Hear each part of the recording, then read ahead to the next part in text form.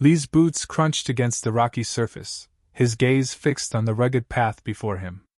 This part of the planet was hostile, barely habitable, with an air as thin as his patience for the weekly supply run. Lee was a simple man, a farmer with no interest in anything beyond his quiet, routine life. Yet today was different. His old hover truck had picked up a faint signal, a distress beacon flickering just over the ridge. Curiosity tugged at him, that, and the small hope that salvaging it might bring in a few credits. As he crested the hill, he stopped dead in his tracks, staring at the sight before him. There, in the jagged shadow of a broken rock formation, lay an alien figure, fragile, injured, and unmistakably regal. Her skin shimmered in faint blues and silvers, barely rising and falling with each shallow breath. Lee knew enough about alien species to recognize the markers of royalty, but this was beyond anything he'd seen up close. She looked on the edge of death, her injuries raw and exposed, her breathing barely a whisper. The rational part of him knew he should turn around. Helping her could bring him more trouble than he'd ever experienced. Aliens had their own ways, their own rules, and this was far beyond his small understanding of the universe.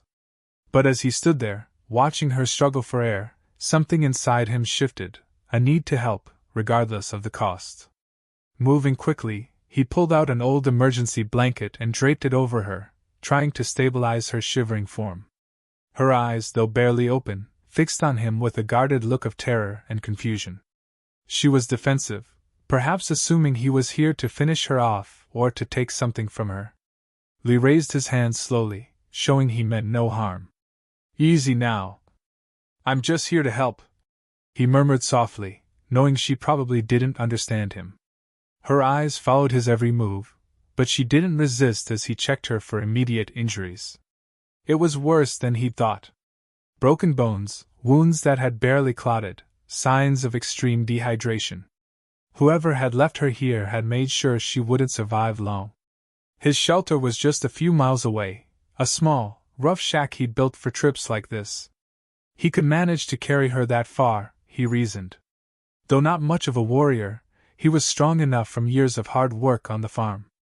He carefully lifted her into his arms, noting how weightless she felt.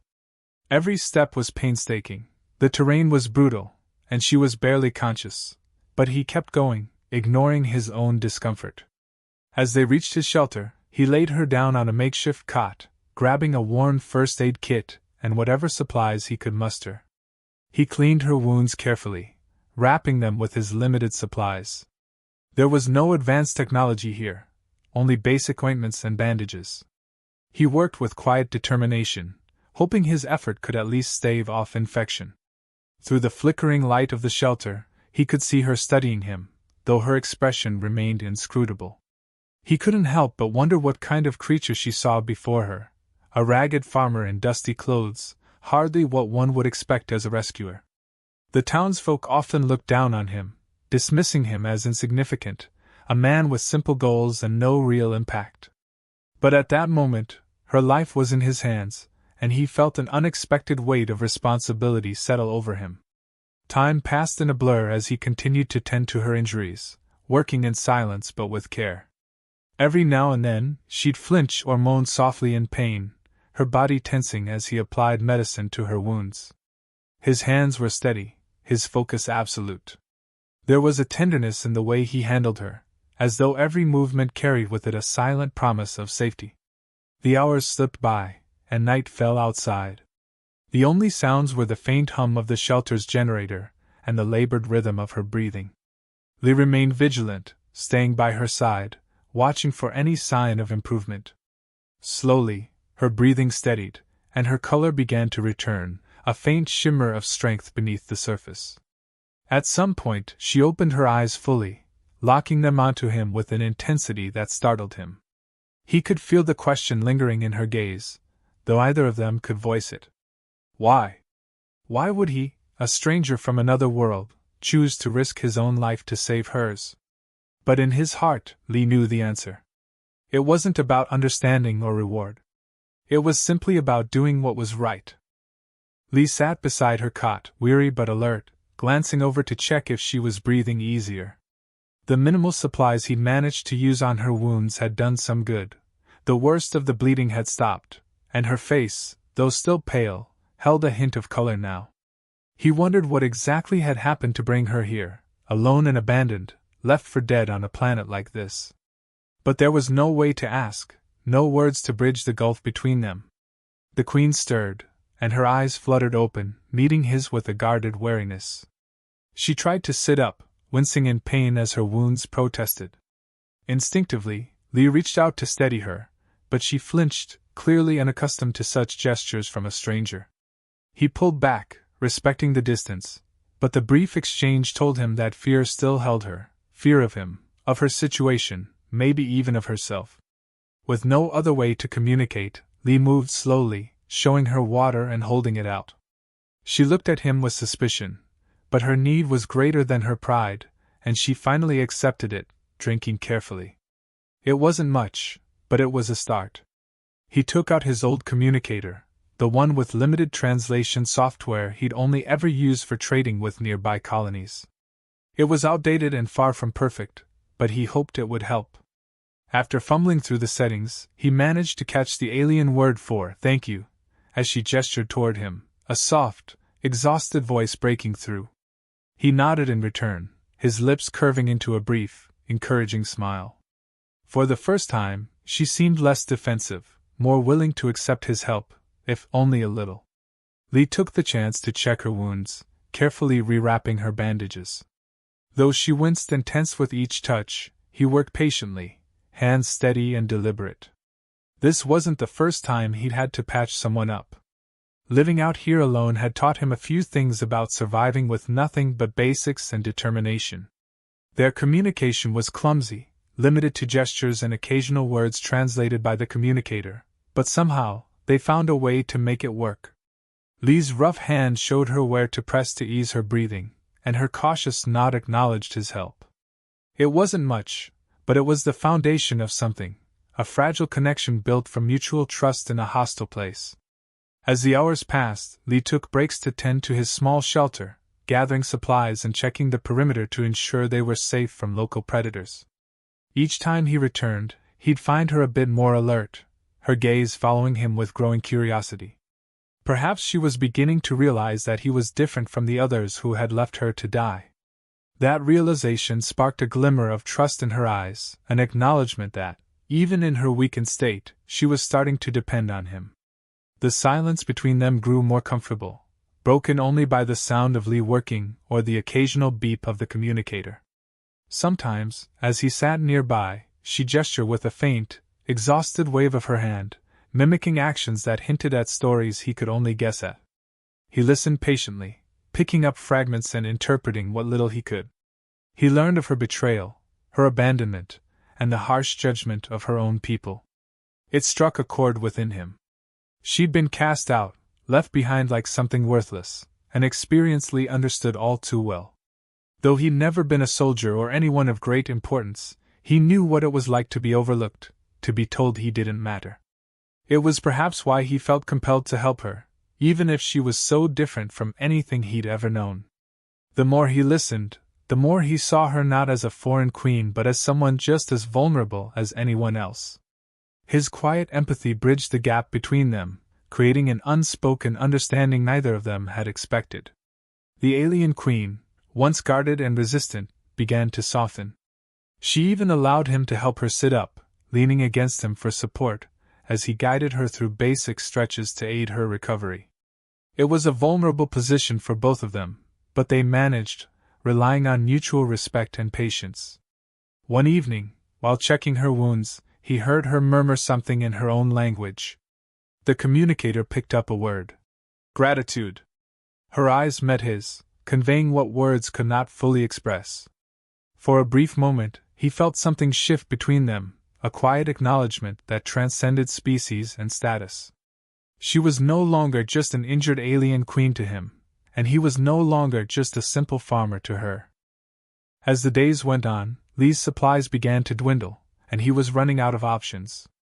The water was low, and his meager stash of food would barely last a few more days. The thought of returning to the nearby colony for help crossed his mind, but he quickly dismissed it.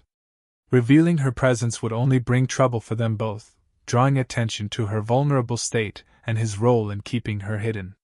Determined to keep her safe, he began scavenging the rugged terrain for any resources he could find. The planet was unforgiving, with its harsh weather and treacherous landscape, but he pushed on, hunting for anything edible or drinkable. His efforts yielded little, only a few scraps and sparse water reserves. Each time he returned, though, he offered her what he had, often sacrificing his own rations to ensure she had enough to continue healing. One evening, as he struggled back into the shelter after another unsuccessful trip, she caught sight of his exhaustion. For the first time, he felt her reach out, a weak but sincere gesture, almost as if she wanted to comfort him in return. Her eyes held a faint, unspoken apology, as if she was finally recognizing the toll this was taking on him. Lee simply nodded, not needing words to show her that he didn't regret a single thing. Their bond, forged in silence and struggle, grew stronger with each passing day. He could sense her resilience returning, the way her posture improved, the flicker of strength behind her gaze. Despite her physical limitations, she began to aid him in small ways, offering her knowledge to identify local plants that could be used for food or medicine, helping him to better understand the harsh terrain. She guided him, using what energy she had, teaching him survival skills he hadn't known before. The collaboration brought a new sense of purpose to their interactions, a partnership rather than just one-sided care. She no longer saw him as just her rescuer. He had become her ally, her equal in this unforgiving environment. And for Lee, her presence felt less like a burden and more like an opportunity to test his own limits, to push himself beyond the life he'd always known. Together, they navigated each day's challenges, adapting and enduring as a team. Their challenges, however, were far from over. One night, a violent storm struck, shaking the flimsy shelter and testing its durability. Rain lashed against the walls, and thunder echoed across the barren landscape. Lee worked tirelessly to reinforce the shelter, using whatever scraps he could find to prevent it from collapsing. She watched, a concerned look in her eyes, aware that in his desperation to protect her, he was risking his own well-being. As the storm raged on, he huddled beside her, bracing himself against the cold, his arms wrapped protectively around her to shield her from the worst of the wind. Exhausted but resolute, he stayed by her side through the night, offering what little warmth he could. By morning, the storm had passed, but his energy was nearly spent. She seemed to understand the sacrifice he'd made, her gratitude showing in the way she stayed close, watching over him in silent appreciation. As he recovered, he noticed her health improving noticeably. Her wounds were healing faster now, and she could move with greater ease. Her resilience was inspiring, and he found himself admiring the strength she possessed despite her initial vulnerability. It was clear that she was far more than just a helpless stranger. She was a survivor, someone who, like him, had faced countless hardships but continued to endure. In a rare moment of mutual vulnerability, she shared more about her past, using the communicator to translate fragments of her story. She revealed the betrayal she'd suffered, the brutal politics that had cast her aside, and the bitter reality of her people's indifference to her survival. Her voice held both sorrow and anger, a mixture of emotions that resonated deeply with Lee. He could relate to feeling undervalued, to being dismissed by those who failed to see his worth. Their shared experiences created a bond that went beyond words. They were two souls who had faced rejection, who had been overlooked and underestimated. Yet here, in this desolate place, they had found something in each other that neither had anticipated, a friendship born out of struggle, loyalty, and a shared sense of survival. With her guidance, he began to make more daring excursions into the wilderness, seeking resources with newfound confidence. Her presence by his side gave him courage, reminding him that even in the most barren landscapes, companionship could transform fear into strength. Each successful venture filled him with pride, and her subtle nods of approval reinforced the trust that had become the foundation of their relationship. The more they learned from each other, the more they realized they had become a lifeline for one another. She was no longer a foreign queen stranded on an alien planet. She was a partner, a friend, and a symbol of resilience that mirrored his own. In her eyes he saw the recognition of his worth, something he'd rarely experienced in his life. For the first time, he felt valued, respected, and capable of more than he'd ever imagined. By the end of the week, she had regained enough strength to stand on her own, her posture regal once more. But even in her newfound strength, she no longer looked at him with the initial distance or distrust. Instead, she regarded him as an equal, someone who had not only saved her life but shown her a side of humanity she hadn't known, a side that valued loyalty, sacrifice, and compassion above all else. As she regained her strength, the changes in her were undeniable. She stood taller, her movements steadier, and her gaze, once filled with mistrust, now held a newfound respect. She had grown into her regal bearing again, but there was something different, something gentler in the way she regarded Lee. Her recovery was more than just physical. It was as if the bond they'd built had unlocked a part of her that had been forgotten amid her life of authority and isolation. Lee, too, felt the shift. What had begun as a simple act of compassion had evolved into something far deeper. He'd never imagined that a farmer like him could forge such a connection with someone so distant from his world, someone of her status. It made him realize that kindness had a strength of its own, a strength that transcended rank or power. She had become someone he respected, and, in a strange way, someone he'd miss once she was gone. One morning, as he checked on her, she gestured for him to sit beside her. She was more animated than he'd seen her, her eyes reflecting something intense and solemn. Slowly, she raised her hand and revealed a small, intricate emblem, an artifact from her people. She held it out to him, her expression one of deep gratitude. Through the communicator, she managed to convey its significance, a token of protection, a sign of royal favor reserved for those who had shown remarkable loyalty and bravery. Lee was taken aback. He'd never sought any reward, but the weight of her gesture was unmistakable. She was granting him something rare, something that would forever mark him in the eyes of her people. With quiet humility, he accepted the emblem, his heart swelling with an overwhelming mix of pride and humility. For the first time, he felt seen, his actions validated by someone who understood the value of sacrifice and loyalty.